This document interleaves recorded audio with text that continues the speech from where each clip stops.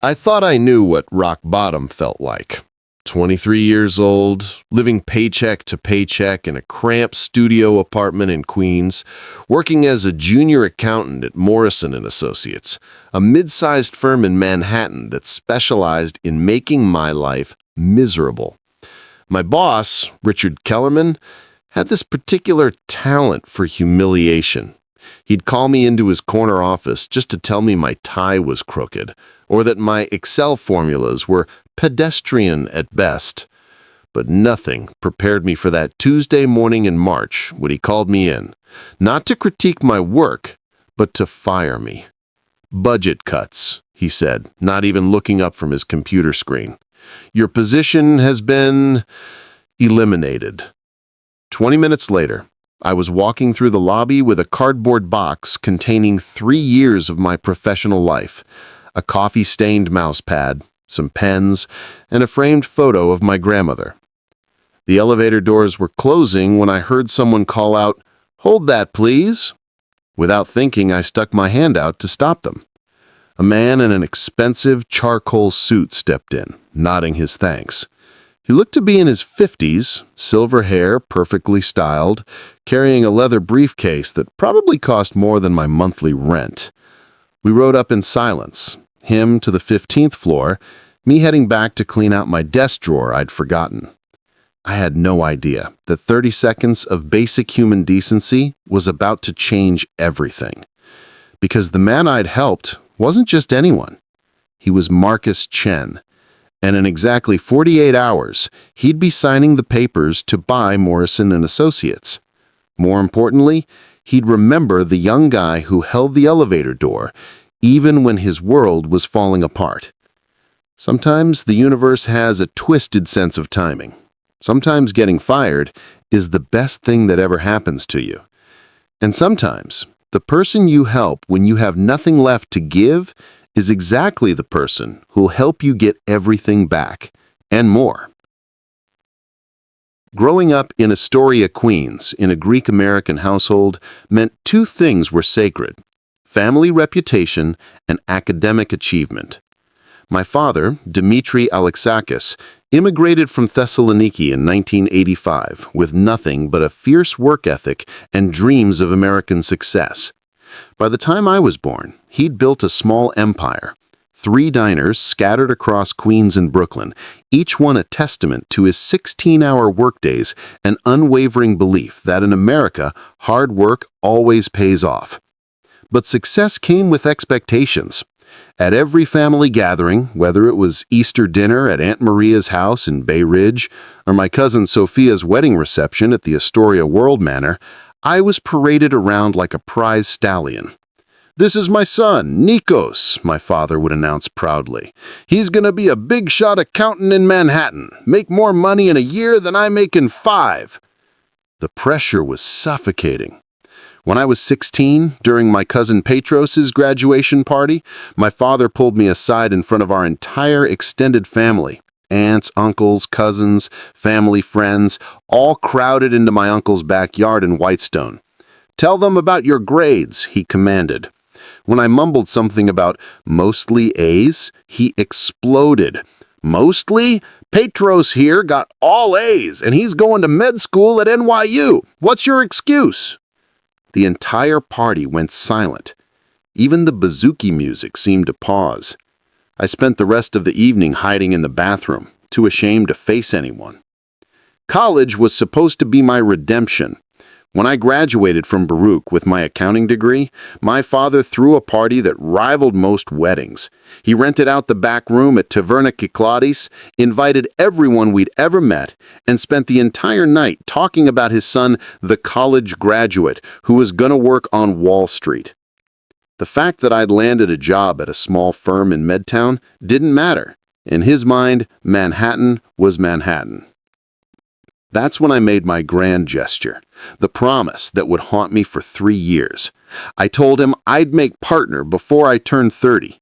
I'd buy him a house in Westchester, pay off all his restaurant loans, and prove that his investment in the American dream was worth it. The whole room erupted in applause. My grandmother, Yaya Eleni, kissed me on both cheeks and whispered a prayer in Greek. But here's the secret I've been carrying, the weight that's been crushing me since that night. I was never actually good at accounting. I hated numbers, hated the endless spreadsheets, hated the corporate culture that valued conformity over creativity. I'd gotten the degree because it seemed stable, safe, what my parents expected. But every day at Morrison and Associates felt like wearing a suit that didn't fit, playing a role I was never meant to play. The shame of disappointing my father, of failing to live up to the immigrant dream he'd sacrificed everything for, was eating me alive. And now, walking out of that building with my cardboard box, I realized the charade was finally over.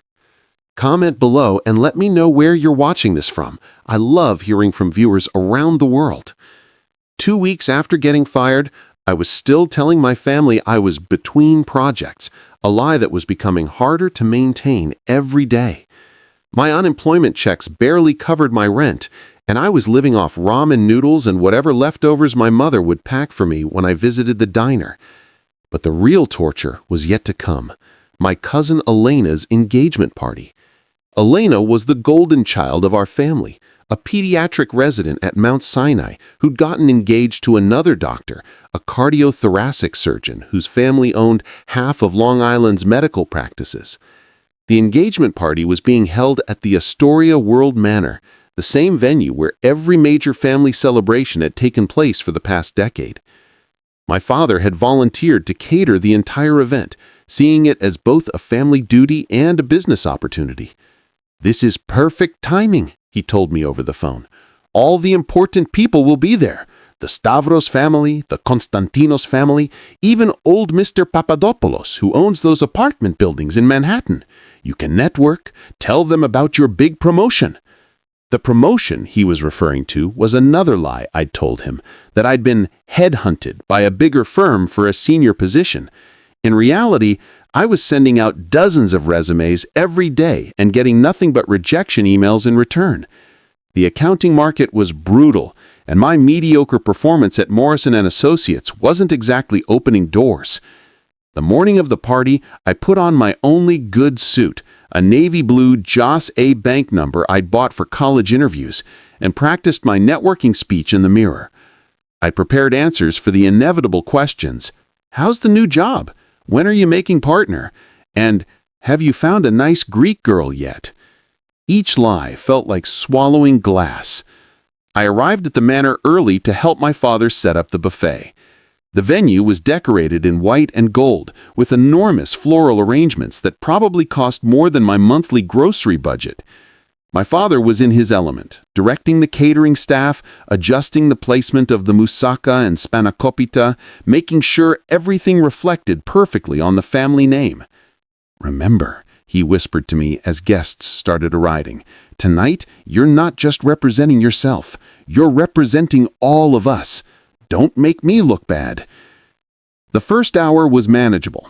I made small talk with distant relatives, complimented Elena on her ring, and managed to deflect most questions about work with vague responses about exciting new opportunities.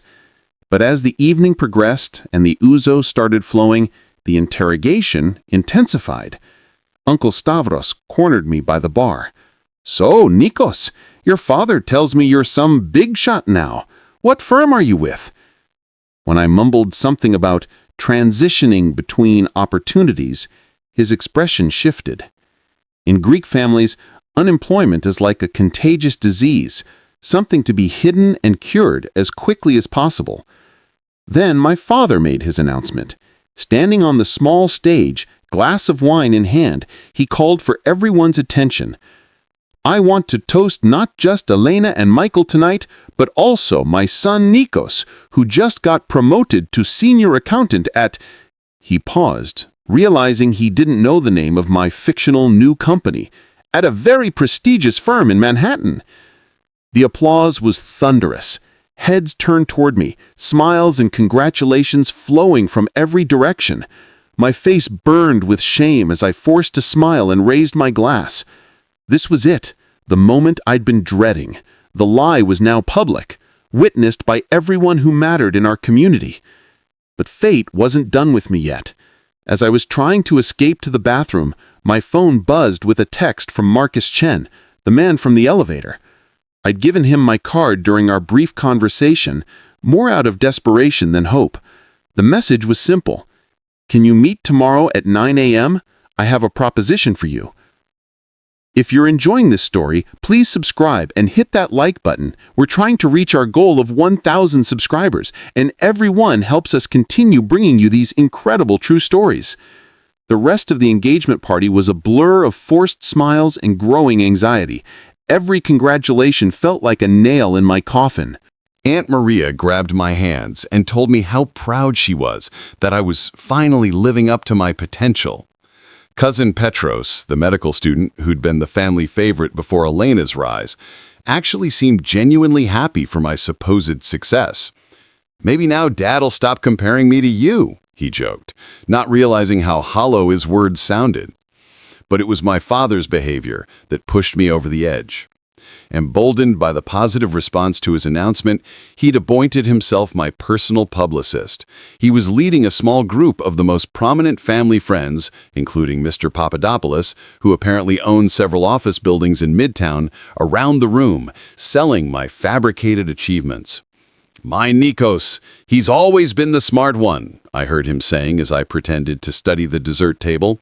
"Top of his class at Baruch, youngest senior accountant at his firm. He's going to buy me a house in Scarsdale next year. Mark my words." That's when something inside me snapped.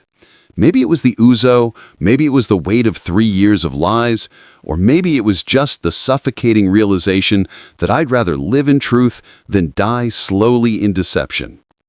But as I watched my father painting this picture of a son who didn't exist, I made a decision that would change everything. I walked to the small stage where the band had been playing Greek folk songs. The bouzouki player looked confused as I took the microphone, but he didn't stop me. The room gradually quieted, all eyes turning toward me with anticipation. They probably expected another toast, maybe a speech about family values or the immigrant dream. "Thank you all for being here tonight to celebrate Elena and Michael," I began, my voice steadier than I felt. "But I need to tell you something, and I need my father to hear it too." My father's face lit up with pride. He probably thought I was about to give some heartfelt speech about his guidance and sacrifice. The room was completely silent now. Even the waiters had stopped moving. 2 weeks ago, I was fired from my job at Morrison & Associates. I wasn't promoted to senior accountant. I was let go because I was terrible at my job. I've been unemployed for 14 days, living off unemployment checks and lying to everyone I love about it. The silence was deafening. I could see my father's face transform from pride to confusion to horror in real time. My mother's hand flew to her mouth. Elena looked like she wanted to disappear into the floor. "I've been pretending to be someone I'm not for 3 years because I was terrified of disappointing you all. But the truth is, I hate accounting. I'm not good at it. I never was, and I never will be. I took that job because it seemed safe, because it's what you expected, but every day felt like dying a little bit more." My father stepped forward, his face red with embarrassment and anger. "Nikos, what are you doing? These people, they respect our family." "Our family deserves better than lies, Dad," I interrupted. "You came to this country with nothing and built something incredible. You taught me that hard work pays off, but you never taught me that it's okay to fail. You never taught me that it's okay to find my own path." I looked around the room at faces I'd known my entire life, some shocked, some sympathetic, some clearly enjoying the drama. "I'm sorry, Elena. I didn't mean to ruin your party. And I'm sorry to everyone else for lying to you. But I'm not sorry for finally telling the truth." I set the microphone down and walked off the stage. My father tried to grab my arm as I passed, but I gently pulled away. "We'll talk tomorrow, Dad. Tonight, I need to go figure out who I actually am." The last thing I saw before leaving the Astoria World Manor was my father standing frozen in the middle of the dance floor, surrounded by 200 people who just watched his American dream crumble in real time. But for the first time in 3 years, I could actually breathe. The drive home from Astoria to my studio apartment in Queens was the longest 20-minute trip of my life. My phone was buzzing nonstop, texts from cousins, missed calls from my mother, even a voicemail from Elena apologizing for her parents' horrified reactions. But the silence from my father spoke louder than any angry message could have. I spent that night staring at my ceiling, replaying every moment of the evening. Part of me felt liberated. The weight of carrying that lie had been crushing me for months. But another part of me was terrified. In Greek families, public humiliation isn't just personal, it's generational. I hadn't just embarrassed myself, I'd embarrassed my parents, my extended family, and by extension, our entire place in the community. The next morning, I almost forgot about Marcus Chen's text. Between the emotional hangover from the previous night and the 3 missed calls from my mother, meeting some stranger seemed like the least of my priorities. But something, maybe desperation, maybe curiosity, made me show up at the coffee shop in Midtown he'd suggested. Marcus was already there when I arrived, reading the Wall Street Journal and sipping what looked like his second espresso. He looked exactly like what I'd imagined a successful businessman would look like at 9 a.m. on a Wednesday. Composed, alert, completely in control of his world. "You look like you had a rough night," he said as I sat down across from him. "You could say that." I ordered black coffee, partly because I needed the caffeine and partly because I couldn't afford anything fancier. "Good," he said, folding his newspaper, "because I'm about to offer you something that's going to turn your life upside down, and I need someone who's ready for a complete change." What happened next was so surreal, I still question whether it actually happened. Marcus Chen wasn't just any businessman. He was a serial entrepreneur who specialized in buying struggling companies and turning them around. He'd made his fortune by identifying businesses with good bones but poor management, then restructuring them from the ground up. Morrison & Associates, my former employer, was his latest acquisition. But here's the twist I never saw coming. He wasn't interested in keeping it as an accounting firm. His plan was to transform it into a business consulting company, helping other small businesses navigate financial challenges and growth opportunities. "I've spent 3 weeks observing the culture at Morrison & Associates," he told me. "Your former boss, Richard Kellerman, is exactly the kind of old-school manager who destroys talent instead of developing it. Half the employees are miserable. The other half are just going through the motions. But you know what I noticed about you?" I shook my head, still processing the fact that he'd been watching us for weeks. "When you held that elevator door, you'd just been fired. You were carrying a box of your belongings, clearly devastated, but you still took the time to help a stranger. That tells me everything I need to know about your character." He leaned forward, his expression serious. "I don't need another accountant, Nikos. I need someone who understands what it's like to struggle, someone who can connect with small business owners who are fighting to survive. I need someone who's not afraid to fail because they've already hit bottom." The offer was staggering. He wanted me to be his director of client relations for the new consulting firm. The salary was double what I'd been making at Morrison & Associates, plus equity in the company. But the real kicker was the irony. I'd be walking back into the same building where I'd been humiliated just 2 weeks earlier, but this time as part of the new ownership team. "There's one condition," Marcus said as I sat there in stunned silence. "You have to fire Richard Kellerman personally. I want him to hear it from the person he treated worst." That afternoon, I called my mother. She'd been crying on and off since the engagement party, worried about what the family would think, what people would say at church, how my father would face his friends. When I told her about Marcus's offer, she was quiet for a long time. "Nikos," she finally said, "your father is stubborn, but he's not stupid. He came to this country because he believed people could reinvent themselves. Maybe it's time he remembered that."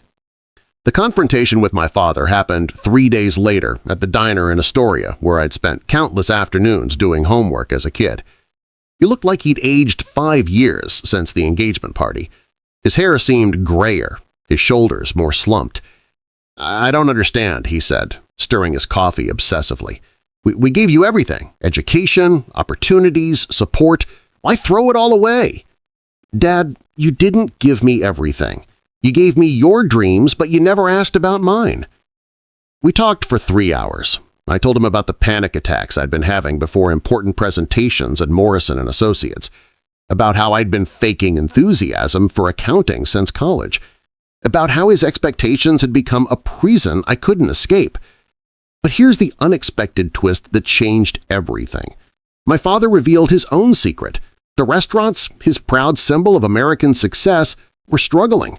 Online delivery apps had killed his lunch business, rent increases were eating into his profits, and he'd been taking out loans to keep all 3 locations afloat. The pressure to maintain the image of success had been crushing him, too. "Maybe," he said quietly, "we both need to stop pretending everything is perfect." That's when I made him an offer. Marcus's consulting firm could be his first client. We'd help him restructure his business, create a sustainable financial plan, maybe even help him transition to a food truck model that could reach new customers. Instead of being the son who disappointed him, I could be the son who saved his legacy. The healing wasn't immediate. Greek families don't forgive and forget overnight. But slowly, conversation by conversation, Sunday dinner by Sunday dinner, we started building something. Something based on truth instead of expectations, on support instead of pressure. 6 months later, I stood in the same elevator where this whole story began, but everything had changed. I was wearing a tailored suit that actually fit, carrying a briefcase filled with client proposals instead of a cardboard box of shame. More importantly, I was finally comfortable in my own skin. The moment I'd been waiting for arrived on a Tuesday morning in September. Richard Kellerman sat across from me in what used to be his corner office, his face a mixture of confusion and growing dread as I explained that his services were no longer needed. The irony wasn't lost on either of us. The mediocre employee he'd dismissed was now part of the team that owned the company. "Budget cuts," I said, echoing his words from 6 months earlier. "Your position has been eliminated." But unlike him, I offered a generous severance package and genuine references. Success had taught me something he never learned: how to treat people with dignity. My father's restaurants are thriving now. We streamlined his operations, helped him negotiate better lease terms, and launched Dimitri's Mobile Kitchen, a food truck that serves authentic Greek street food to office workers in Manhattan. Last month, he made more profit than he had in the previous 3 years combined. More importantly, he tells people he's proud of his son, the business consultant, and for the first time in my life, I believe he means it. The consulting firm has grown to 15 employees, and we're helping dozens of small businesses across Queens and Brooklyn navigate their challenges. Every client reminds me that success isn't about fitting into someone else's definition of achievement. It's about finding your own path and helping others find theirs. Marcus still laughs when he tells people how he found his director of client relations. He says, "I wasn't looking for someone with an MBA from Wharton.